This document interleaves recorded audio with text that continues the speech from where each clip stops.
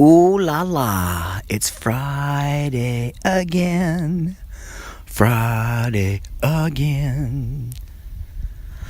Yeah, Friday. McDonald's restaurants and a driving culture. A culture of driving. Yeah, it's Friday. Whew. So glad to see the Friday roll around. Oh, it's warmer today than it has been all week, but it's still Friday. I can deal with it.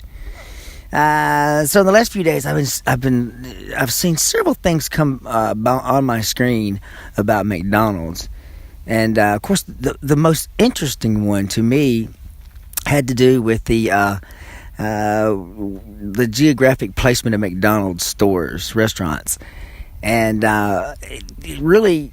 The article that was most recently on my screen was talking about how there are certain states where there is a higher density of McDonald's stores. Of course, they're in every state. It's not like some states don't have them, but some states have more of them, more densely close together. Before I go much further, there was one interesting thing I read about McDonald's. Another article, and maybe I can think of the third one because there were three of them. But the second one had to do with the fact that McDonald's, this article I read, suggested that McDonald's wasn't a food store, it was a real estate business. That'd be something to think about. But anyway, a lot of those McDonald's stores or restaurants or pieces of real estate are located in specific states, and of course, the top two, as I recall, are West Virginia and Arkansas. And, of course, I live in Arkansas. So that kind of stood out to me. It's either second or third. I'm pretty sure it was second. For the most densely close together McDonald's. And real quick, though, the restaurant with the most stores or locations in the United States is Subway. I think almost double. And but McDonald's is the largest one of the fast food type chains. But anyway, so this article, it looked at the Arkansas and West Virginia and all of that, and of course, what it suggested is that there's poverty and obesity in those states. In fact, those states have more poverty and obesity than states that did not have as many McDonald's stores. So that's interesting. Of course, and to me, I understand that. And it started making me think about another bit of research that was done on McDonald's. And it was this economist. He did some economical psychology. They got a name for that now. Malcolm Gladwell did a podcast on that. What's that called? No, it wasn't Malcolm Gladwell. It was on WNYC. Either way, I'll put it in the link. I'll think of it later. But this one guy, he went to work with McDonald's. And he was trying to help them figure out how to sell milkshakes. Of course, I have a suggestion right off the bat. Make sure that your machines work. That's about the only thing that I ever purchased from there. And and the only reason I do it was because of this guy talking about the research. He suggested, that they went in and analyzed on a very deep level the people that purchased milkshakes and when. And it come to find out that the people who buy milkshakes more than anybody else are people that have a long drive. They can't eat a donut because it messes up their stomach and this, that, and the other. And the perfect thing to do while you drive, perfect thing to keep you busy, is to have a milkshake there.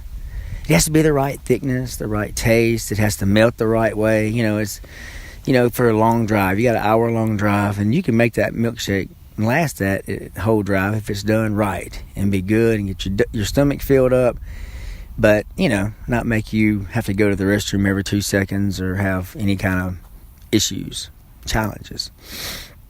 So, so that made me think about, thinking about that research, and I can't think of that guy's name right now, but he'll be linked in the comments.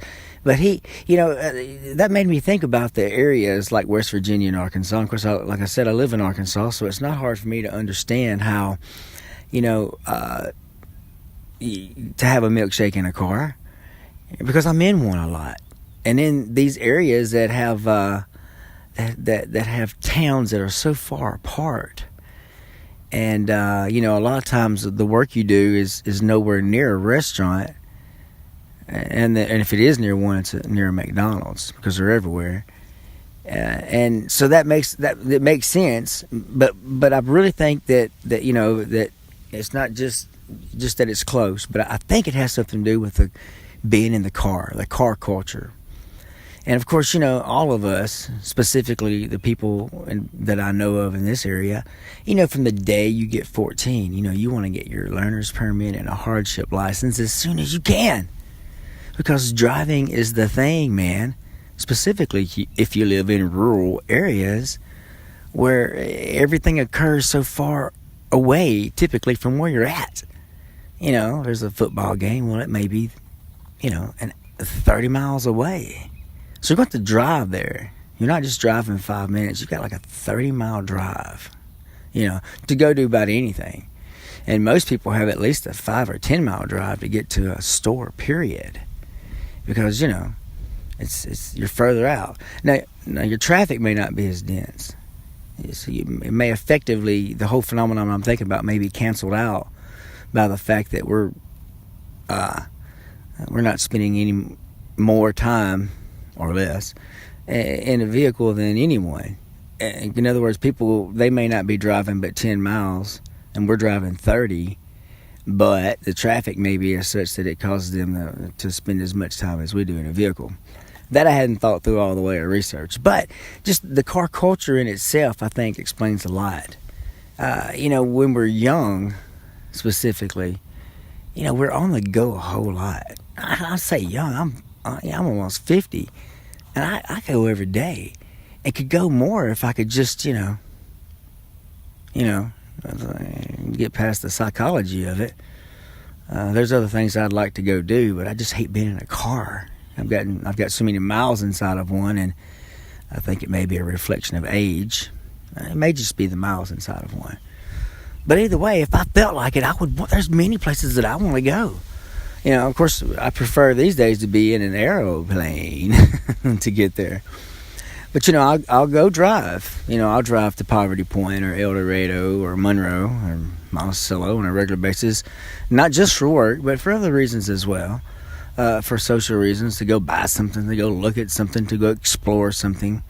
I regularly drive to rivers and such, when I haven't got to. But I do try to keep my driving to a minimum these days. And I think, maybe some of us get like that. But most of us are not like that. Most people I know keep that road hot. And the younger you are, the more you want to be in that road. Because there's things to do, people to see, places to explore. So there's all that. It is Friday, though, and as soon as I could get home, I got home. I put that little thing in drive. I didn't stop anywhere. I didn't get $200. I came straight to the house. Now, I was still working a little bit, but I had to get out of that road. That traffic kills me. It's a driving culture, man. These days, though, it's not really just a driving culture, say driving and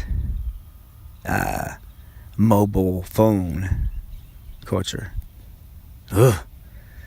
Anyway, it's just no one is immune to it. And even if you're driving down the road, you're not immune to meeting people that are doing it. So anyway, be careful out there. Don't eat too much fast food. Enjoy your car, man. Have fun. It's Friday. Lighten up, Brad. Wait a second. There goes somebody smart. They're flying over in an airplane. Have a good weekend. Have fun. Be safe.